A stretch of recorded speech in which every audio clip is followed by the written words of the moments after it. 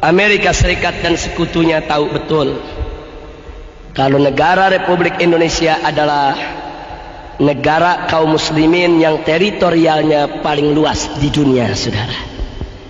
Dari Sabang sampai Merauke kita punya 3 waktu. Ada wilayah Indonesia Barat, Tengah, dan Timur. 3 waktu, saudara. 3 waktu. Kalau di Jakarta jam 7 pagi, itu yang namanya di Makassar sudah jam 8. Dan di Irian itu sudah jam 9. Satu negeri 3 waktu. Luar biasa negeri ini luasnya. Tidak ada di dunia satu pun negara Islam, bahkan negara bukan Islam, yang luasnya menandingi Indonesia, saudara. Masya Allah. Dulu yang menandingi kita Uni Soviet, tapi Uni Soviet sudah bubar jadi negara-negara kecil. Tapi sekarang Indonesia ini negara kaum muslimin yang wilayahnya paling luas di dunia, sehingga Indonesia menjadi sangat potensial untuk bisa menjadi pusat pergerakan Islam internasional, saudara. Karena itu negara barat tidak ridho, tidak suka Indonesia luas. Lalu apa yang mereka lakukan? Mari kita lihat, saudara.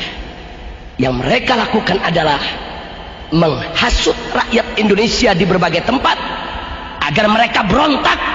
Mereka lakukan gerakan separatis agar mereka memerdekakan diri dari Indonesia.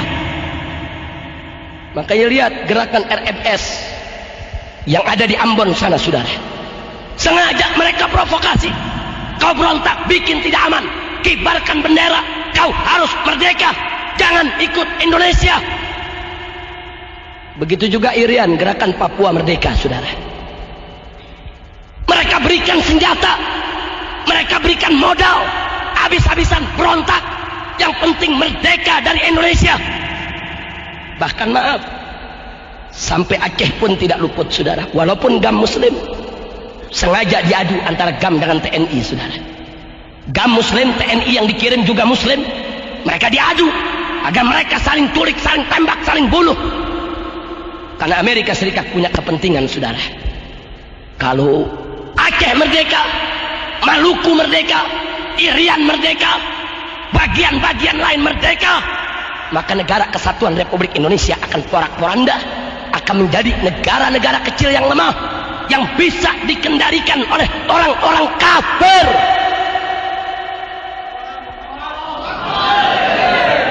Hati-hati, saudara. Makanya Anda jangan kaget. Siapapun di Indonesia yang ingin berontak, mau merdeka, didukung, saudara. Diberikan senjatanya, diberikan modalnya, didukung.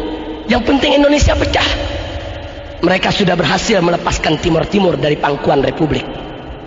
Dan saat ini mereka incar Irian, mereka incar Maluku, mereka incar Aceh, mereka incar Riau, Minahasa, Manado, semuanya.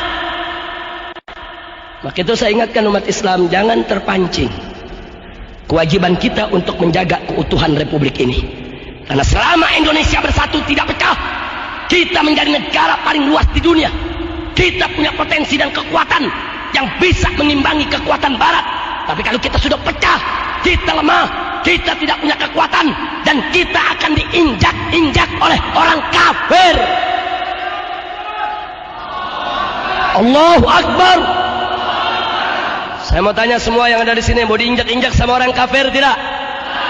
Mau negara Indonesia ini pecah tidak? Maka itu merupakan kewajiban kita, saudara. Tidak boleh kita biarkan Republik ini terpecah belah. Tidak boleh kita biarkan Republik ini cerai-berai. Tidak. Begitu kita cerai-berai, begitu kita pecah belah, kita hanya akan jadi bulan-bulanan mereka. Kita akan lebih dipermainkan oleh mereka. Kita akan diadu sesama kita. Masya Allah. Makanya hati-hati, Pak, Bu. Semenjak dulu Amerika sudah lihat di Indonesia ini ada 2 hijau yang kuat. Ada 2 hijau yang kuat. Hijau yang pertama adalah hijau Islam. Hijau yang kedua adalah hijau tentara, saudara. Karena itu kalau mau menghancurkan Indonesia, hancurkan 2 hijau ini. Maaf, tentara sudah dihancurkan, saudara. Tentara sekarang ini kayak macan ompong. Tentara sudah dihancurkan, dihujat di mana-mana, dirusak, diberi, disikat. Dan Anda biar tahu, saudara, sengaja tentara kita diembargo, tidak boleh beli senjata, tidak boleh beli amunisi, tidak boleh beli peralatan perang. Ya, tentara kita mau dikebiri habis-habisan, saudara. Hati-hati, Pak, Bu, ya.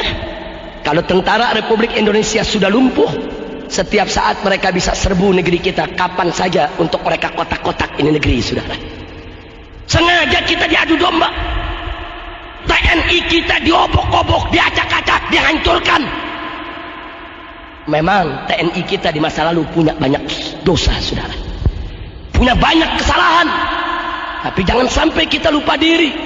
Kalau negeri ini tanpa tentara yang kuat, siapa yang mau jaga negeri ini? Siapa yang mau melakukan pertahanan di perbatasan? Siapa yang mau menggunakan senjatanya untuk mengusir tentara-tentara asing yang mau masuk ke negeri kita? Dihancurkan tentara kita. Tolong dicatat, tentara kita saat ini sudah hancur, saudara. Dan tentara sekarang mau bangkit lagi nggak gampang, saudara, butuh waktu. Dan tinggal satu hijau lagi yang belum hancur, saudara, yaitu hijau Islam. Yang dimaksud hijau Islam di sini adalah ulama dengan umat. Di mana-mana ulama saat ini, alhamdulillah, mereka masih memimpin umat, mereka masih bisa menggerakkan umat. Tapi ingat, ulama pun mereka ingkar, saudara. Mereka bisa bunuh setiap saat, mereka bisa fitnah, mereka bisa tuduh dengan berbagai macam tuduhan, mereka bisa penjara, mereka bisa lakukan apa saja untuk menghancurkan kekuatan hijau yang kedua. Maka itu saya tanya sekali lagi kepada semua yang ada di sini, licik tidak mereka? Licik tidak mereka? Maka itu saya tanya semua, tanpa para habaib yang berjuang, apa pemerintah pikir dia bisa pertahankan negeri ini? Tentara kita tidak akan bisa mempertahankan republik ini kalau umat Islam dan ulamanya tidak turun untuk ikut bertahan dan berjuang. Betul? Tolong dicatat, saudara. Itu peristiwa perang di Ambon, di Maluku. Tentara nggak bisa apa-apa, saudara. Polisi nggak bisa apa-apa. Mujahidin yang turun, laskar-laskar Islam yang turun, habaib yang turun, kiai yang turun, ustadz yang turun, umat Islam yang turun ke sana. Kita yang rame-rame perangi RMS, kita kejar mereka, kita tembak mereka, kita perangi mereka sebagaimana mereka memerangi kita. Tentara polisi mabur.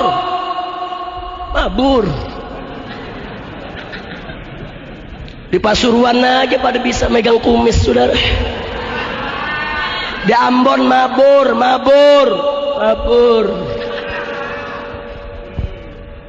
Loh, kenapa polisi dan tentara bisa mabur? Orang juga pecah kok.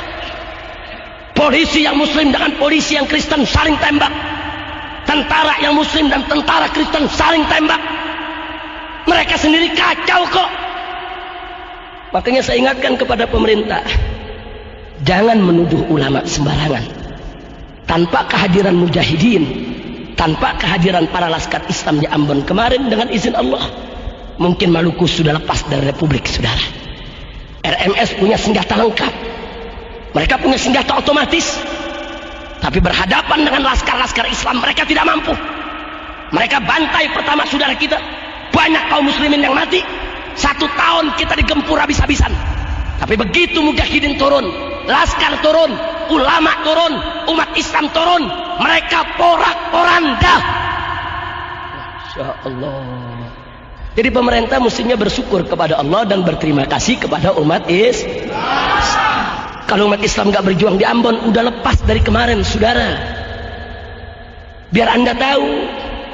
Nah, karena itu sekarang saya tanya semua, mau Indonesia pecah tidak? Siap bela kita punya negeri? Siap jaga persatuan kita punya negeri? Betul?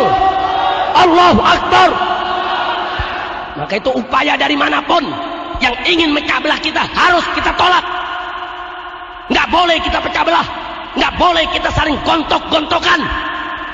Masya Allah. Ingat, tanpa persatuan kita nggak bakal bisa mempertahankan republik ini, saudara. Kira-kira bagian yang kedua ini jelas tidak?